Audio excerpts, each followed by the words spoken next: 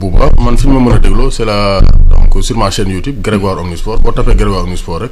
donc dina gën a nekk donc dina affiché wu ci kaw. donc la référence a été bien établie. donc mën na maa suivre aussi donc sur Instagram j'ai un compte Instagram Grégoire Omnisport et une page Facebook Grégoire Omnisport mais c'est la chaîne YouTube qui est beaucoup plus active.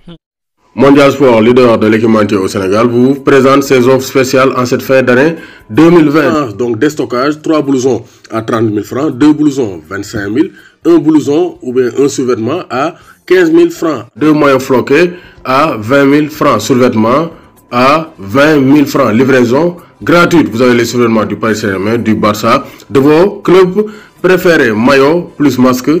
à 10 000 francs. Ne vous le faites pas raconter avec Mondial Sport. Équipez-vous en toute sportivité. Contactez le 77 059 99.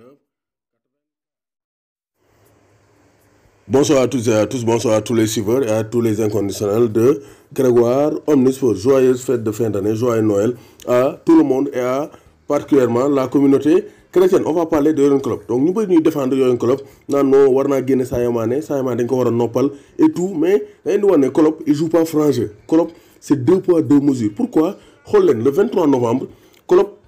soulagé de voir Firmino marquer lors de la victoire parce que Firmino day toog lu yàgg du dugal mu ne c'est un super joueur, il a fait un super match donc je le félicite. Je suis soulagé de le voir marquer loolu Klopp wax ba Firmino dugalee face à Leicester. Donc loolu gis nañ ko Liverpool moo dooroon Leicester 3-0 avec Sadio Mané qui a été exceptionnel face à Wesley Fofana le joueur transfert de Saint-Étienne. Donc Klopp moo wax lii donc Klopp bu ne soulagé de voir Firmino marquer ça veut dire que mu doon suivre les performances de Firmino durant tout le match xam na ne Firmino gëjoon naa dugal te mu ngi ko doon yéene mu dugal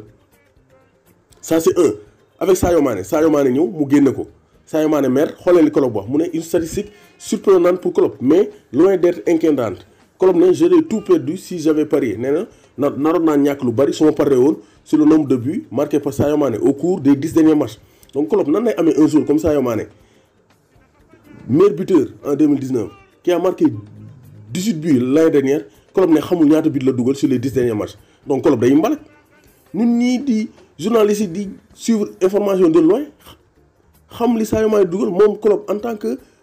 entraîneur di mettre Sadio Mané titulaire di jubilé bu Sadio Mané dugalee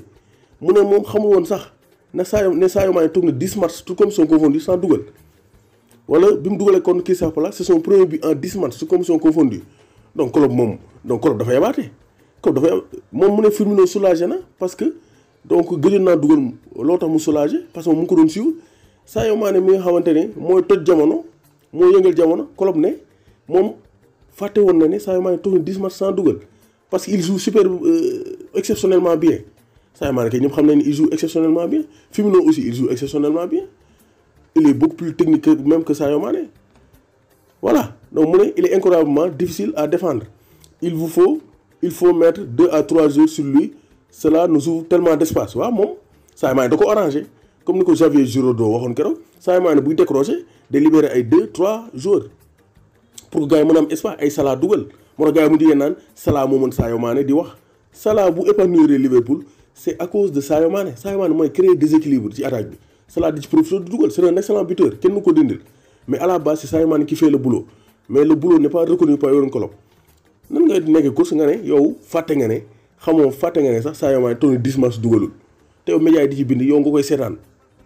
te sa attaquant il doit marquer des buts pour être en confiance un joueur qui a marqué 22 buts en 2019 18 buts en 2020 nga da nga koo fàtte te Firmino tu es soulagé de voir marquer lors de la victoire